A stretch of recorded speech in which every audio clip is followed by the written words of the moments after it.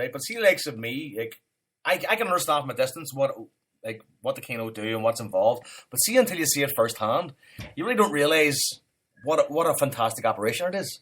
You know what I mean? For the kids. I mean, for me to say it's what they do is selfless, is actually underselling it. You know what I mean? Because I walked up to the top of the Celtic Way where yourself and Joe and John Paul and Brian and Pat and all were, and you were fucking soaked to the skin, like waiting on us. You know what I mean? And the kids got up and Pat was talking to them and telling them where they were going to be going, how they were going to be going in, taking photographs of them, and then they all got their Keno bag with they were all delighted with that. They didn't know they were getting that. They got a scarf, they got some crisps, they got a drink, some chewits, all that stuff. And then they get into the stadium, and it's a big operation, man, getting everybody in there. Like, I mean, it's a big undertaking to get all those people in, especially when you're holding all those tickets. You want to make sure you don't lose any.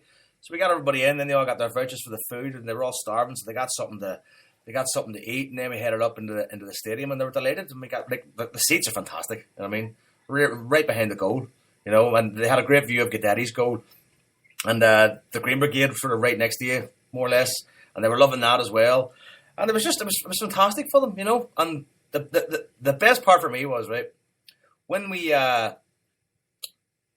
getting on the bus, right, all the kids are getting on, and none of them, like, I think one of them maybe had a Celtic jersey on, right? I think it might have been freshly bought, I mean, just for the trip. But one lad had a Man United jersey on or whatever, and some lads just had some sort of sports jerseys on, you know, like night jerseys. See, when they were getting off the bus back in Dublin, they were all head to toe in green and white. Because I had their Keno scarves, and then afterwards we went into the superstore and everybody's picking up DVDs and headphones and jerseys and T-shirts and bits and pieces. So it was brilliant to see them all getting off just covered in Celtic gear, you know, and really enjoying it, you know. So that was fantastic.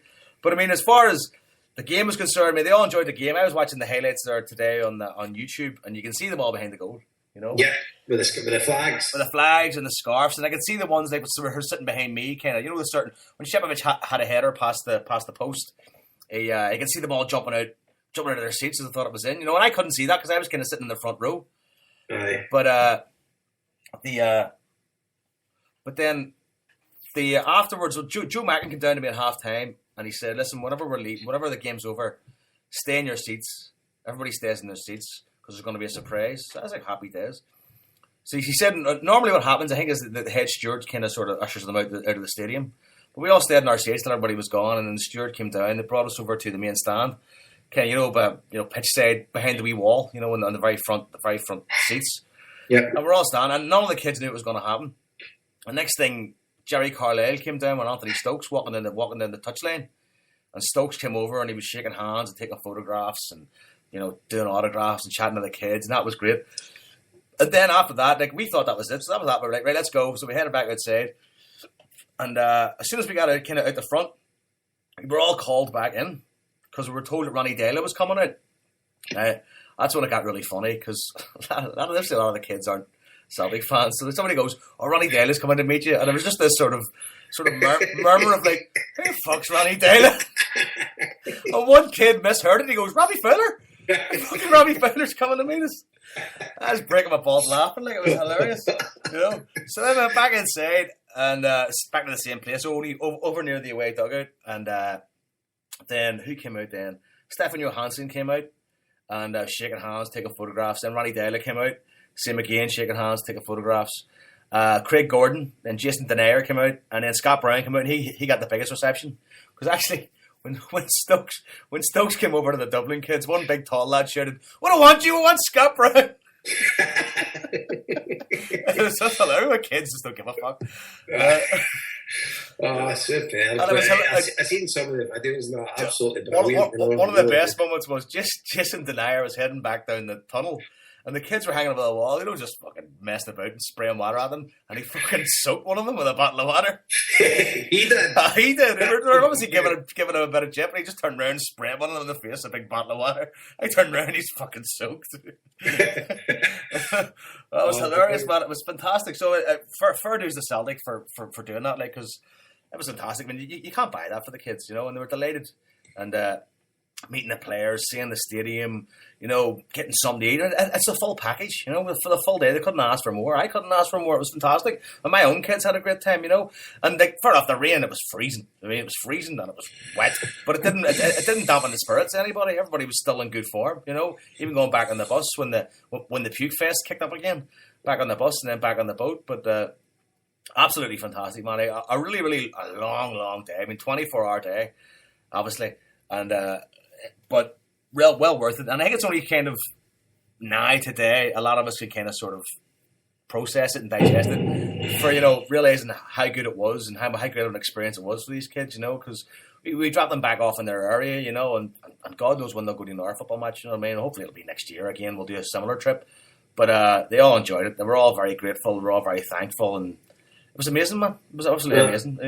Just can't thank everybody enough. Can't thank the Kano, Joe, yourself, John Paul, Brian, Pat, everybody that's involved, and also say Neve Podrick CSC, Julie in the Dublin School Completion Programme, and all the adults that came along. They gave up their Sunday to come along and help the kids. I mean, they work with these kids on a week-to-week basis in a school capacity. Yeah. But in terms of they had to give up their Sunday and more or less they kind of have their bank holiday today over here to go and do this. So the likes of Dean, Declan, Julie, Ava, all came on, and Michael, all came along for the day, and they had a great time. It was absolutely brilliant. And I think Julie took a liking for Kenny from Celtic TV. Right. Because all the players are coming out, and she had no clue who they were, and she's like, she spotted Kenny from Celtic TV. She goes, "Who's he?" I said, "That's Kenny from Celtic TV." So she started taking photographs of Kenny from a distance. So it was fantastic. So, what do you think, Paul? Do you think it's see that kind of thing, especially in Dublin, obviously where Celtic don't get much exposure? I think things like this are invaluable to kind of spread the news. What do you think, mate? Oh, aye. I mean, especially in Dublin and in Ireland, I think that's something that, I mean, it absolutely staggers me where if you just scratch the surface on just about everybody you meet, there's kind of a love or an affection of Celtic there. And Celtic just didn't seem to even attempt to try and capture that.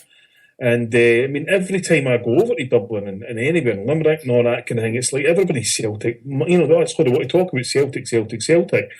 And I do think as well that there's a bit of a reaction now against the English Premiership in Ireland where, perhaps they're not as kind of inclined to follow the teams as well. And I think that you're just, it's just all there waiting. You know what I mean? This love of Celtic. And I mean, it's good of the club to come out and get the players out because that is, as Joe just said there, you can't buy that. And Celtic and football clubs have pride of things and experiences and prizes that money can't buy. And I mean, the kids will remember that forever. And it was good to hear Joe saying, there's only one or two of them had the colours gone there. And then by the time they come back, they're all wearing the colours because, now more so than ever, and we spoke about this privately, we need to be capturing the mindsets of younger fans as much as we possibly can. Yeah, because there's Celtic in danger of losing generations of supporters, even in Scotland. Because I say, we all see it with our own eyes, the amount of kids that are wearing English strips nowadays. In this Premiership juggernaut with advertising. I mean, for we know the league's not the best in the world, but it's certainly the best marketed league in the world. Mm-hmm. And it's like, I mean, we're all guilty as well in not doing our bit, but the thing is, Celtic as a club is going to do more. And with the Kano Foundation, that this is the fans, in the essence, it's the fans' money that's doing this, and you can't underestimate the cost of that. I mean, monetary-wise, that was really, really expensive, and as much as the Kano would love to, you couldn't do that every week. No. But as you say, Joe, if we could maybe get some like a yearly occurrence, or if anybody's out there that wants to sponsor it, if we've got any businessmen, because at the end of the day, you can't buy this. And as you say, I think Paul, you hit the nail on the head there. That see, Celtic fans in Ireland, they're very, very passionate because they kind of hate the English Premiership. Because they want to fight their corner. I mean, I'll give you a wee story. See, before the Ashra game last week, everybody knows I kind of like Everton, right? But so the game's on in the Kerrydale suite, and it's swept to the crowd. And they've got a big, massive tricolour in the Everton end with Garvacki Road Blues on it with the Everton badge in the middle. So we've said, nice flag and that. So one of our wee mates from the north, Mickey's come out and says, see that fucking flag, and he's raging at it. But they should be supporting us. You know, and then you're like, oh, it's a fair point. You know, for that side, I'm going, oh, that's great. They've got a flag like that for Garvacki Road. Good on them. And then you're like, well, no, really, they should be coming to watch Celtic. Aye, and I think like, you know, because football in Ireland, you know, if you go back, you know, 60s and 70s, it wasn't a big thing, you know what I mean? And then, and a lot of Irish fans, you take like Roddy Doyle, who's a writer, he supports Chelsea. And why does he support Chelsea? Because when he was into football, Chelsea won the FA Cup that year. So he just Leeds fans, Johnny Giles and things like that. Aye. So the only connection they've got, really, apart from teams that are big at the time, is Irish players that play. And that's it. They have got absolutely fuck all levels in common with the teams that they support in the Premiership. Whereas with Celtic, I mean, you know, the obvious connections are there. I mean, I said it before, I'll say it again. On the tour of Croke Park, the guy's where he from, Edinburgh, blah, blah, blah, what he doing here, oh, Celtic gaming, and he's talking away and he says, listen, he says, people don't understand. He says, Celtic and the GAA kept the nationalist identity gone in Ireland when nobody wanted to know. And that really struck a chord with me, you know what I mean? And I know Celtic are making inroads on the GAA now, but that's a common link there. We can get GAA fans because it's not even the same sport, you know, so it's not like we're competing against it. And, you know, the obvious, I mean, I say it again, the obvious common denominator between those type of people in Ireland and Celtic supporters is being rebels. They're all rebels. You know what I mean? That's our culture. That's why, you know, people are renowned around the world because of that identity. That's why fucking Notre Dame can market the fighting Irish around the world, because there is a huge identity attached to that to people like us we can relate to. And that's an aspect that we should be really playing on, especially in the current climate, because I never feel happier than when I'm in Ireland, I've got to say. You know what I mean? Because we, especially you and me, Jason, in Scotland, have seen the ugly side of Scottish society and know what it's like to wear our colours in this country, and know that you could easily face abuse or worse just for wearing the colours. Never going to happen in Ireland.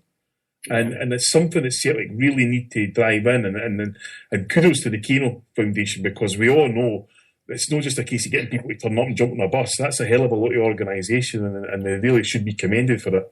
Yeah, I mean, it's a huge undertaking to make those trips happen. You know what I mean? And like, you got to consider as well. I mean, the likes of yourself, Jason, and Joe, and John Paul, and Pat, and Brian. I mean, Tommy, and Tommy as well. Sorry, very much, Tommy. I mean, like, I'm sure their match experience back in the day was different to what it is now. In terms of, like, I'm sure they were going to the booze or a few beers, whatever. But now, like, their match experience is get these kids inside, get them something to eat, take care of it all, get the photographs done, get them into their seats, let them watch it. And Brian was great because, obviously, the kids don't know an awful lot about, you know, being at football matches or how to act, and they're all chatting to each other, and like, the Green Brigade are singing and they're loving that. But periodically, every 5 minutes, Big Brian will just start shouting, "Come on the hoops!" And the kids reacted well to that, like, "Yo!" You know what I mean? So it was fantastic. I really, really loved it. Like, I didn't want to kind of make too much noise while I was there. I kind of wanted to soak it up for them and sort of see how they're getting on. And the lads were asking me, "Who's he?" And I was like, "That's John Guidetti, and that's Virgil van Dijk, and blah, he's from on loan from Man City." And they were loving all this, you know, all this inside information. And I was explaining who the Green Brigade were, and it was fantastic. Now, in fairness, the crowd wasn't great, right? But then again, it was pissing out of the heavens. It was freezing, so I don't expect it to be great. But nobody said a bad word against it. Like, and there was a couple of girls there, and they loved it as well. You know what I mean? So yeah, I mean, I think I would own that, Joe. I mean, you talk about the guy shouting and that. Like, I think it's an enormous part of Celtic, that kind of attitude and that. I mean, I remember talking to a guy, and you'll probably appreciate his more, Joe, who come from Larne. And, you know, even now you're surrounded by them in Larne. This was back in the 70s where you're really surrounded by them, and there's a war going on, and you're a target. Yeah. And this guy, Vinnie O'Boyle, had said to me, he says, honestly, Paul, he says, see, at that time, he says, Celtic Park was my Jerusalem. You know what I mean? That was the one place that they could go and feel part of something that wasn't just kind of hate and all that kind of thing. And it's something that we need to really kind of capture again, because, you know, I can remember going over to Belfast in the early 90s and stuff when it was all on top, and it was like a fucking walking advert for the Celtic show. Yeah. Everybody's wearing tracksuits and this and that kind of thing. And I was like, this is fucking fantastic. And yet, you know, Celtic being able to one sort of, you know, Clifton Villa in the 80s, and then they didn't go again until they played Derry again in the early 2000s and stuff. And as you say, I mean, it's wonderful for the kids to experience that kind of thing, because in an era when it's very expensive for kids to go to football, there's loads of other different attractions, the premierships everywhere, the Champions Leagues everywhere. It's good to actually show them, no, this is actually where you belong. Yeah, I mean, you mentioned that, Paul. I remember my first time I went to a game. I was just turned 17, and it was a supporters